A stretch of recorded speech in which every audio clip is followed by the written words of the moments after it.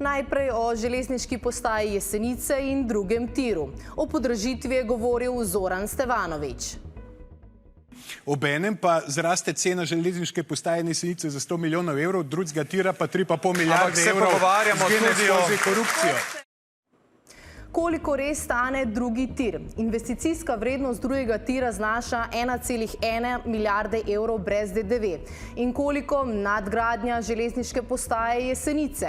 Vrednost nadgradnje se je konec leta 2023 tik pred objavo razpisa za izbiro izvajalca gradbenih del za 81 milijonov zvišala na 126 milijonov z DDV.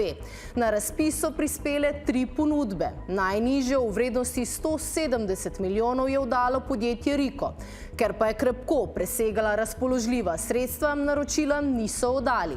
Aprila 2025 je Direkcija za infrastrukturo objavila novo javno naročilo. Prispela je ena ponudba znova podjetje Riko, ki bo postajo nadgradilo za 146 milijonov z davkov, kar je v okviru najvišje dopustne predpisane vrednosti.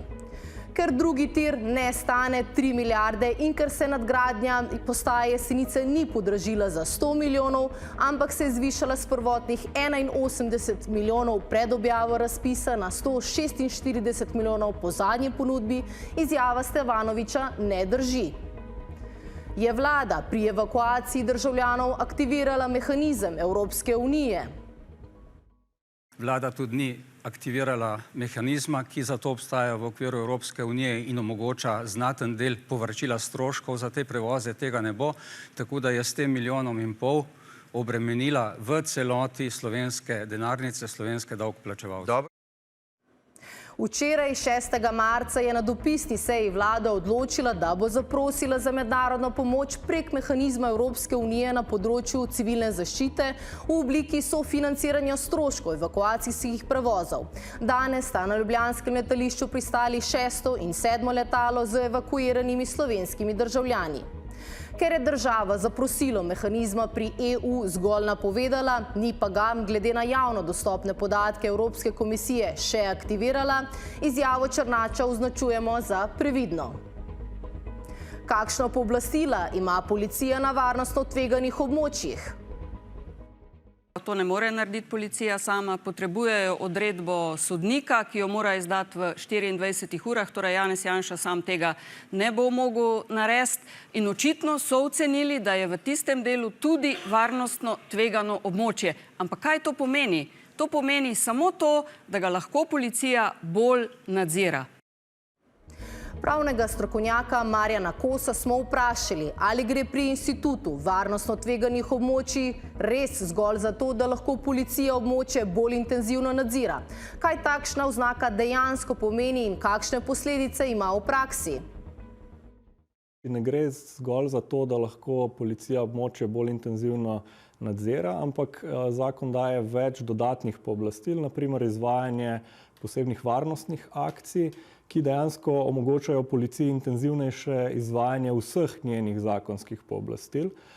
Poleg tega zakon policiji daje možnost audio, video in slikovnega snemanja, predvsem pa tudi daje pooblastilo avtomatske prepoznave registrskih tablic in predvsem avtomatske obdelave podatkov zbranih na podlagi teh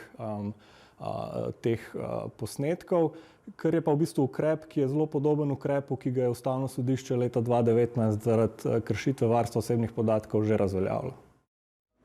Ker zakon ne omogoča le izvajanje intenzivnejšega nadzora na varnostno tveganem območju, ampak ima policija dodatna pooblastila, smo izjavo Bratušek označili kot previdno. Po oceni pravnega strokovnjaka Marjana Kosa v razpravi na soočenju niso bili izpostavljeni ključni problemi Šuterjevega zakona. Prvič, nejasnost zakona, ki omogoča arbitrarno uporabo pooblastil, drugič, nesistemskost zakona, ki povzroča strokovne in praktične težave pri reševanju primerov. In tretjič?